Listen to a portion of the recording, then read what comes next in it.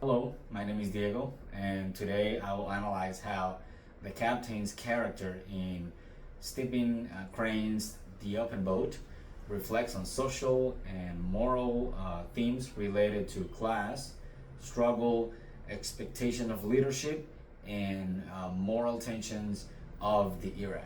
So let's start with the first one, the captain as a figure of authority and his struggle against adversity.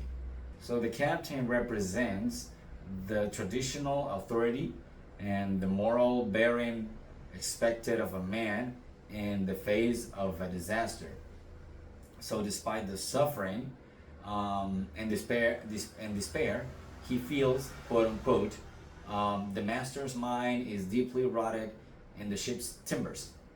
So it means that he remains calm and direct the man's actions, and that demonstrates the burden of responsibility that falls on those in command, especially in times of crisis. This role reflects on social expectation of what male leadership should be in the 19th century, where the men were expected to be strong, resilient, and protective, even in the most extreme adversity. So at the same time, his profound sadness and resignation reveal the psychological vulnerability hidden behind the so-called strong man. And that's like a theme very much in line with realism, like the realism's interest in exploring the psychological complexity of the ordinary people in extreme situations.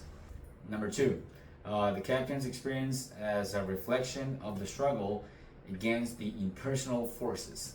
So the captain not only struggles against the sea, but also against the fate, the destiny, and the indifference of the world. So that is reflected in his bitter reflection, quote unquote. If I'm going to lose my life at the sea, why was I allowed to come close to land only to be denied it?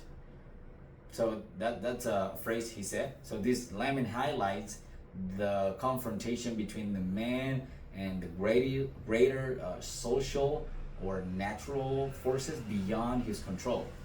So this sentiment reflects a fundamental element of realism.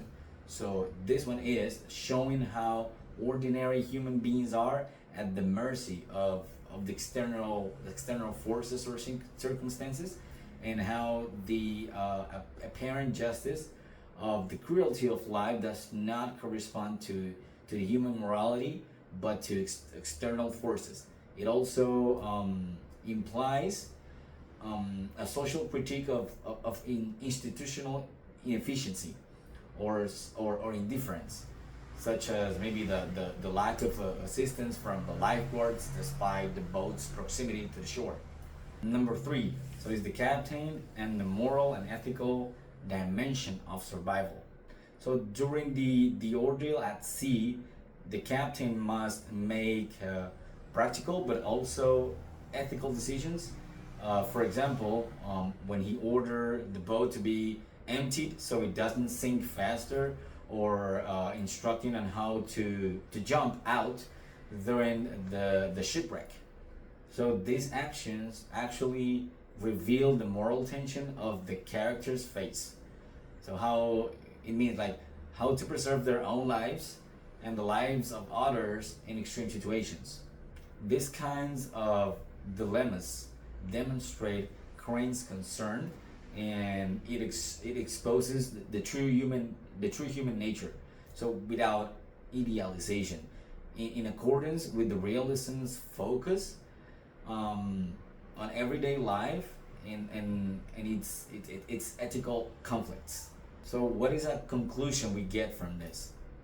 The the captain embodies the figure of the common man, confronted by the external forces, bearing the social and human responsibility of the leadership, and reflecting the moral and the psychological tensions generated by the struggle of situations of survival.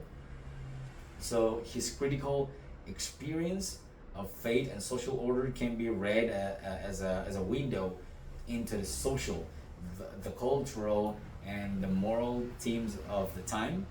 Um, and that's of course like a clear example of realistic exploration of deep characters and complex ordinary situations too.